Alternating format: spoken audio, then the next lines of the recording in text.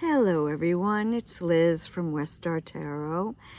Today I'm here to talk about my month of September. One of my favorite months of the year.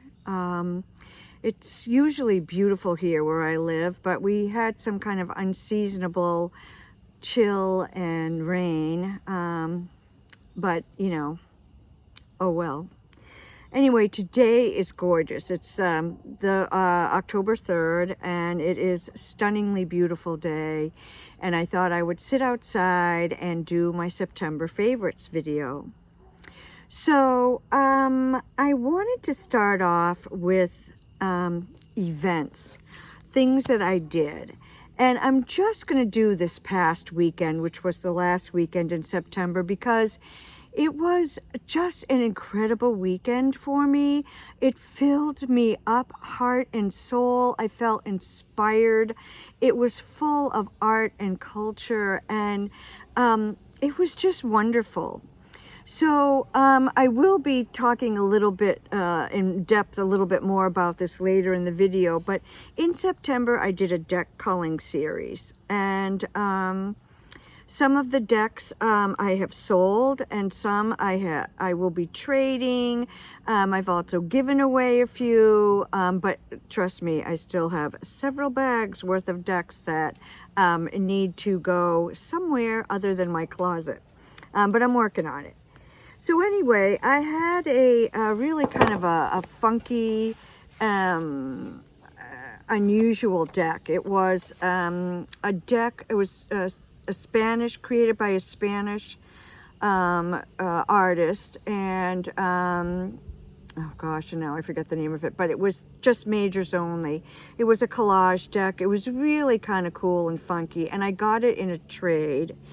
The sort of presentation card had that it was it was deck 13 of 25.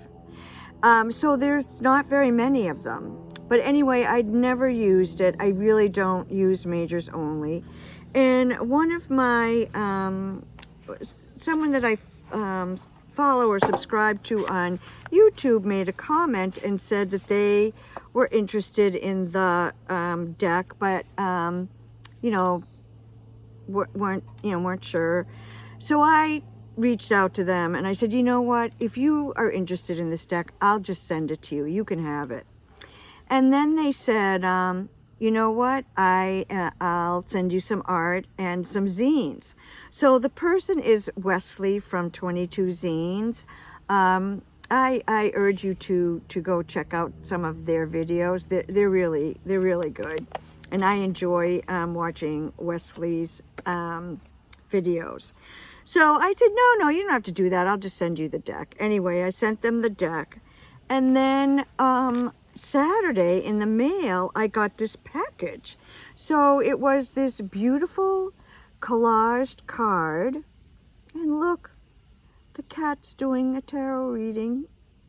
I love it. Isn't it great? And then they just wrote me a little note on the back, which was so sweet and touched my heart so deeply. And then this is an envelope with, inside is a,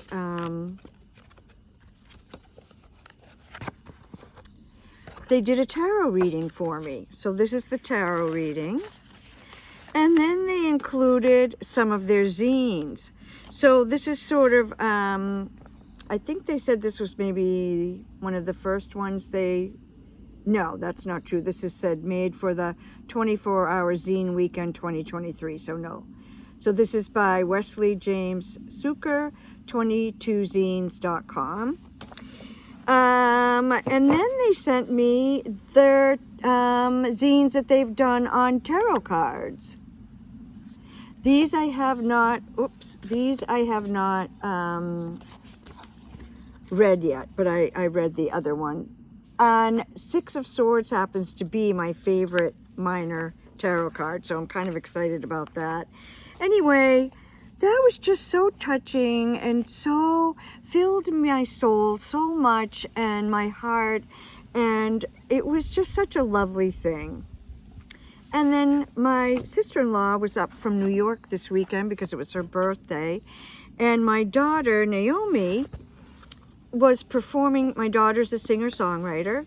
And she was performing at Club Passim in Harvard Square in Cambridge with doing this. She produced the show as well as performed. It's called Reimagining Lilith Fair. So my sister-in-law was coming up, and I said, you want to go hear Naomi sing? I'll take you for your birthday. So we drove up to Harvard Square, and the kind of premise or idea behind the show was,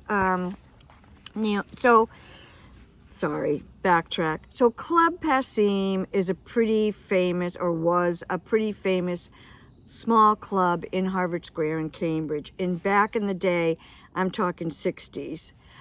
Many folk and blues singers got their start there. So just off the top of my head, I'm thinking like Bob Dylan, Joan Baez, Bonnie Raitt, Tracy Chapman. She was, of course, a little later on after the previous three. And that's just off the top of my head, but lots and lots of people got their start there at Club Passim. And it used to be just this really fun place to go to hear new artists. But now it's changed. It's still there, but now, and it still does more sort of folk and blues type music. It is no longer a for-profit club and bar. Now it is a non-profit organization trying to promote what do I want to say? Support and protect up-and-coming young artists. And after the George Floyd murder, a lot of organizations made commitments to anti-racist work, and Passim was one of them. However, Passim has actually kept to their commitment. So their board is decided in 2020, what can we do? Because to be honest, when you would go to Club Passim, most people looked like me, white, cis, older folks, and that was the kind of music they had. So they made a commitment to become more inclusive and diverse, and they are sponsoring this group called the Folk Collective. And my daughter Naomi is one of the folks. There's 12 folks in the Folk Collective. And my daughter Naomi is one of them. And each one of the person was given a month to produce and run a show. So Naomi had this idea about reimagining the Lilith Fair for a long time. But she didn't have a venue, and she didn't have the budget and whatever. So part of this commitment to broadening who comes to Passim and who plays at Passim is sponsoring the Folk Collective. And so Naomi said she actually had a budget, so she could have this program printed up. She had advertising. She could get, higher level folks because she could pay them. So the idea behind the Lilith, reimagining Lilith, was instead of having it be second wave feminist, it's fourth wave feminist. So it's intersectional feminist. So the artists that were invited were all queer. All 4 of them were queer. 3 of them were women of color, people of color. And they weren't people that normally would have performed at Passim. In fact, one of them was a rock and roller from the Boston area. So I just want to tell you the names of the folks, and I'm going to put it in the description box there, so in case you want to hear any of their music. It was unfucking believable. Now, my daughter did produce it, and my daughter did play, so okay, a little bias. Also, I'm a feminist, a little biased, but that music was so incredible. The club was sold out. It's a very small club, So they had the four folks perform. Each person performed 2 original songs and then 1 cover song from the 90s Lilith Fair. And then after the 4 artists performed, Sasha Goodfriend, who is the CEO of Massachusetts Now, led a discussion on intersectional feminism and how we can, broaden our horizons, and how we can keep doing our work in this day and age of it being pretty depressing. Anyway, the artists that played were Ronnica, who is from Boston. Their band is called Mint Green, and it's a rock and roll band. Ronnica, I believe, is like in their 20s. I'm trying to remember. I think 25 maybe.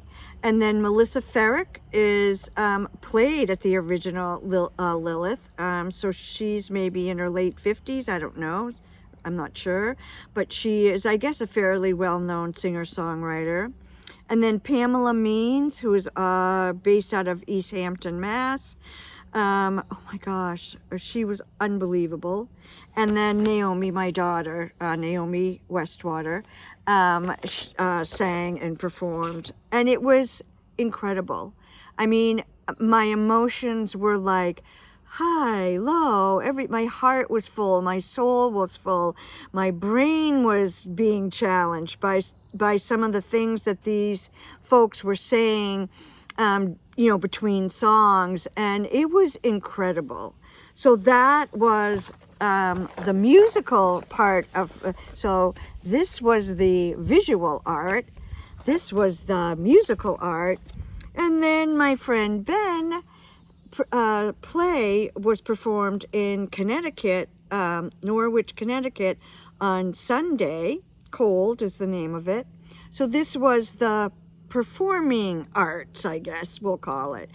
And so my sister and I drove from Cape Cod to Norwich, Connecticut, and it was a gorgeous day, and we ended up in these back New England wide country roads going up and down hills, the foliage just beginning to turn, lakes and ponds. I mean, it was just incredible. The ride there was amazing. And then we got there and the play blew me away. More highs and lows. So the play took place in a hospital waiting room, and it was a couple, 2 women, married couple whose 5-year-old daughter was having kind of last minute, hopefully life-saving, but didn't look like it was going to be surgery. And they were discussing what they wanted to, they were, of course, parents. Their daughter's, 5-year-old daughter's having heart surgery and probably isn't going to make it. It's very emotional and sad. And, they were discussing what they wanted to do. One of the partners really wanted to do cryogenics, and the other partner, thus the name Cold, and the other partner did not. And so it made me start thinking about, what do you do when you're the parents of a very ill or dying child and you don't agree on the kind of treatment that you want for that child? It was heart-wrenching, but there were scenes that you just laughed. Ben is really a great writer, and he's really funny. So there were just humorous moments. The whole thing took place in this hospital waiting room, and it would fade to black every so often. And when it faded to black, you'd hear that beep, beep, beep sound that you hear when you're in hospitals. And then like the loudspeaker, Dr. So-and-so, please call. Code blue. It was really cleverly done and really good. And I woke up Monday morning and I thought, oh my gosh, the arts are alive. Thank you, Goddess, and thank you, artists. in these times we're living in, I just feel like art has so much to say, and let's support local art, local community theater, up and coming singer-songwriters and visual artists. So anyway, that was my last weekend in September, and I am still basking in the afterglow of an amazing weekend of art and culture. Yeah. Anyway, so some cards. So for Libra, of course, the tarot card is Justice. So I pulled the Justice card from the Delta Enduring deck to put on my altar. This is my favorite Justice card. I actually showed this card when I did the 54321 Tarot VR to Kelly Bear. And if you want to look at this, so this is really about intersectional feminism. You can see all these women standing together, holding hands as they separate the sea of angry, violent, verbally violent, patriarchal, capitalist men. And they're standing strong. And I just... This is so important to me. Intersectional feminism is so important to me. You know, we women have to join together. We can't leave any of our sisters behind. We can't overlook any of our sisters. We have to hold hands and make the changes that need to be made so that we can live in a better world. So that's on my altar. And then over the past year, it will be ending at Samhain. I have been participating in a Wheel of the Year group that is run by Joanna Powell Colbert. Joanna is the creator of the Gaian Tarot and Herb Crafter Tarot. And it's been a great year, wonderful experience. So there's, you know, online chat groups and journal prompts and recordings and twice a month Zoom meetings. And for each of the 8 holidays of the year, we have a Zoom meeting. And so this month, of course, in September, we had we're in the Northern Hemisphere, so we had the autumn equinox celebration. And Joanna has sort of created personified representations of each one of the 8 turns of the wheel. And for autumn equinox, it's the harvest elder. So for our equinox meeting, we were to pull a card that was a message from the harvest elder. And I used the Unfolding Path Tarot, and I got this card, Queen of Swords. And although the Queen is really rather outstanding on this card visually, wow, she really has presence and badassery. What I was drawn to was the sword. That was where my eyes went, and that was where my message came from, the sword. So it was about, and if you look at her other arm, crow. So I've been having a lot of crow stuff going on. So I thought it was interesting that the crow was also part of this card. So for me, that sword was all about cutting away, releasing. And to me, autumn is a time of releasing, letting go of what no longer serves you, of what you don't want anymore. Many of you know I did a whole deck culling video series in the month of September. So I am trying to do that releasing and letting go. But I'm also trying to release and let go people that no longer serve me, behaviors that no longer serve me, as well as material things. So these 2 cards are on my altar, this one until Scorpio season and this one until we get to Samhain. And they are really powerful, powerful messages for me. So I had a bunch of books that I read, a bunch of fiction books, mainly like thrillers and mysteries, my same old, same old. And I'm still working on a few nonfiction, but I really just wanted to talk about this one, New Moon Magic. A good friend of mine gifted this to me. It came in the mail one day. Oh my gosh. I think this is one of the best witchery books I've ever read. It's so good. And when I say read, I'm exaggerating because I haven't finished it yet. But here it is. So New Moon Magic by Risa Dickens and Amy Torek, from the authors of Missing Witches. 13 anti-capitalist tools for resistance and re-enchantment. So again, kind of like the weekend I had with all the art that was making statements about resistance and change and, power to the people and so forth. There's also some, the authors don't just spend the whole book talking about you should do this, you should do that, and don't forget to be active. And they talk about the importance of joy in our lives and harmony and feeding our souls. And so there's 13 sections for each of the moons of the year. And the authors kind of alternate and take turns telling stories for each of the moons, and there's ritual.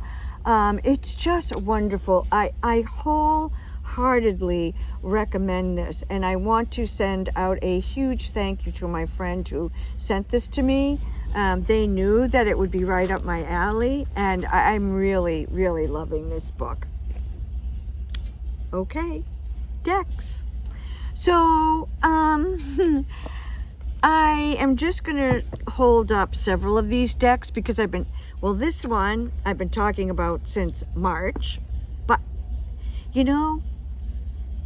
if it works, if it's not broken, don't fix it. And I'm still, sometimes you get into a deck and then you get to the point where it's like, okay, I've had enough with this deck. It's filled me up. I'll move on. This one is continuing to speak loudly, deeply, wonderfully to me. My lovely Greenwood that I got in July, my unicorn deck. I'm continuing to use that, getting amazing readings from that. Charlie Claire Burgess, Asha Frost and Steph Littlebird did Sacred Medicine. Charlie Claire Burgess is the Fifth Spirit. This deck and this book,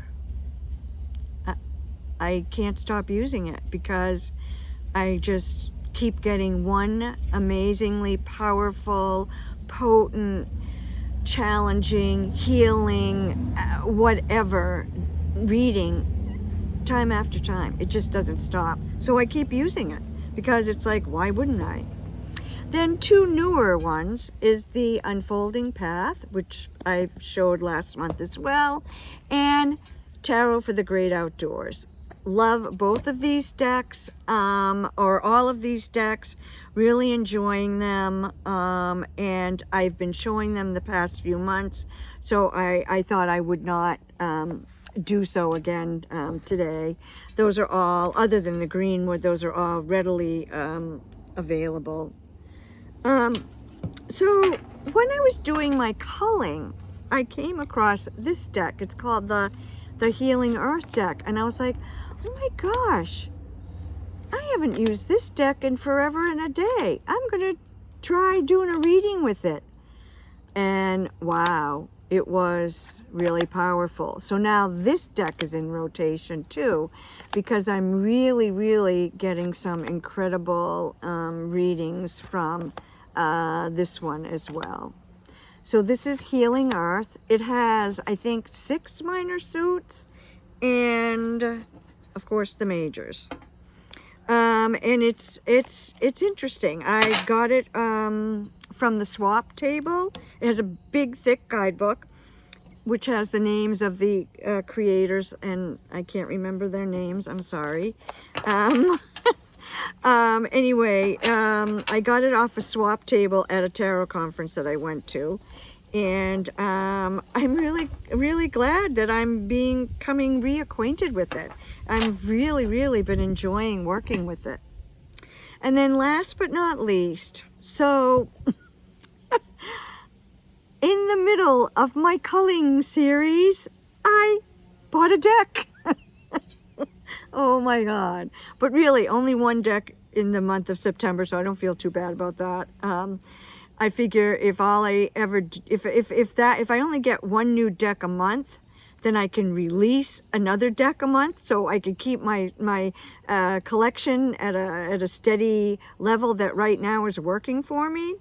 So this is the Earth, Moon, and Shadow. This is by Ruin Vervain, the folks that just did Wisdom of Pooh. It is Serafina Mesa, and the artwork is by Kat Amsel. And this deck came out, I don't know, maybe a year or two ago as an independent deck. This is the independent version. And I was intrigued by it. And I kept almost buying it and kept almost buying it. But I think it was kind of pricey, and I just thought, I don't know. And so then I just didn't get it. And guess what? Then you couldn't get it. So it is now out of print, and they are going to be reprinting it in the summer of 2024, I believe I read. So I thought, okay, I'll just wait and I'll get it then. No big deal. But it had been on my wish list for well over a year.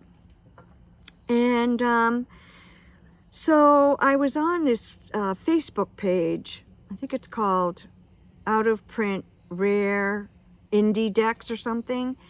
That's how I got my Greenwood, from that site. And that's how I got Wisdom of the Calais from that site. And that's how I got this one, Earth, Moon, and Shadow.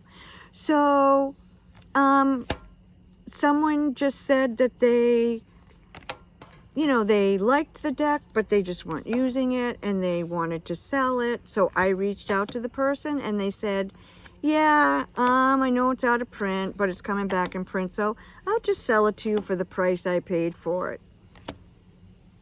So I got the deck, and I thought, oh my gosh, Liz, you're buying a deck in the middle of culling. But because it was something that I've wanted for over a year and is out of print, and I could get it for a decent price, I thought, you know what? I'm going to do it. And I did do it, and I'm really glad. It's just gorgeous. And I'm telling you, the readings, look at that. The readings are amazing. So I did do a deck interview with several cards, but mainly what I've been doing is just, there's my crow. I think this is a raven though.